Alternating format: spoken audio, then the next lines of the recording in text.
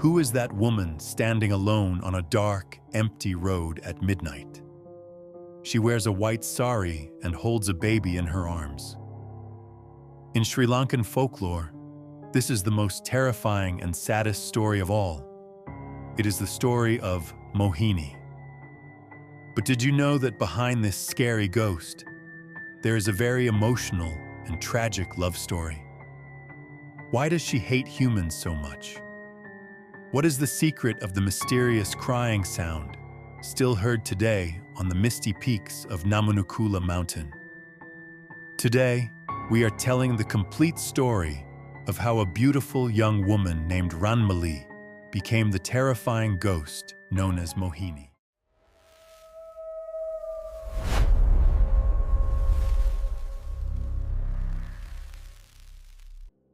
Long ago, in a quiet village at the base of Namunukula Mountain in Badula, lived a beautiful girl named Ranmali. She was so beautiful that everyone in the area knew her name. This young woman fell deeply in love with a kind, simple man from the village. However, her parents and relatives were from a high social class, and they strictly moved against this relationship. Because of the pressure from her family and the insults from society, Ranmali decided to run away secretly with her lover. They chose the peak of Namunukula Mountain as their home. It was more than 6,000 feet high, filled with wild animals and very dangerous. They lived in a lonely cave near the top of the mountain so that no one could find them.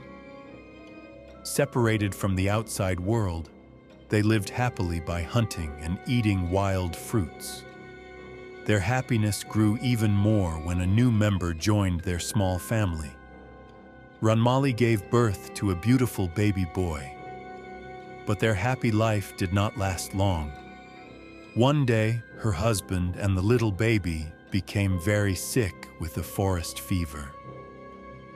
As their bodies burned with high fever, Ranmali felt helpless. She was afraid to go back to her village to ask for help because she had run away. So she decided to climb higher up the mountain alone to find medicinal plants. Leaving her sick husband and baby inside the cave, Ranmali climbed to the very top with great difficulty. While she was searching for medicine among the bushes, a large wild deer near the mountain peak accidentally ran into the cave where her husband and baby were resting. Her sick husband and child were too weak to protect themselves. The husband tried his best to save the baby, but the wild deer crushed them and killed them both with its antlers. It was a very tragic death.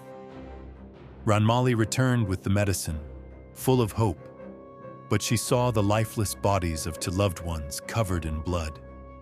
She began to cry like a person who had lost her mind. A deep hate grew in her heart. She thought, if the people in the village had helped us, we would not have to hide here. My child died because of all of them. Broken by the pain, Ranmali held her dead baby's body to her chest. Dressed in her white clothes, she ran toward the highest cliff of Namunukula Mountain.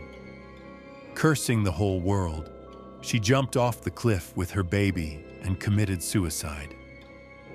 Folklore says that because of the strong bond with her child and her hate for humans at the moment of her death, she was reborn as Mohini on that same mountain peak.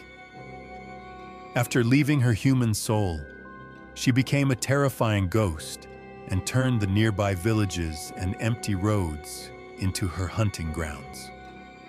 At midnight or in the early morning, she appears before men traveling alone on lonely roads. She looks like a beautiful goddess. Wearing a white saree with jasmine flowers in her long hair, she holds a clay pot of milk in one hand and her small baby in the other. Any man who sees her is immediately hypnotized by her beauty. In a very sad voice, she asks, Please, can you hold this baby for a moment while I fix my saree? The poor man, not knowing Ranmali's tragic story, feels sorry for her or is attracted to her beauty. As soon as he takes the baby into his arms, her beautiful face turns into a terrifying monster. Her eyes turn red like fire, long teeth come out of her mouth, and instead of a baby, the man finds himself holding a rotting dead body. Terrified by this sight, the man screams and faints. Mohini then attacks him with her hands or the clay pot and steals his life energy. The men who get caught by her suffer from high fever or seizures and die within a few days. This proves that Ranmali's hate has still not faded. Even today, people who see her white shadow through the mist of Namunukula Mountain say that she is still wandering there, seeking revenge on the humans who refuse to help her.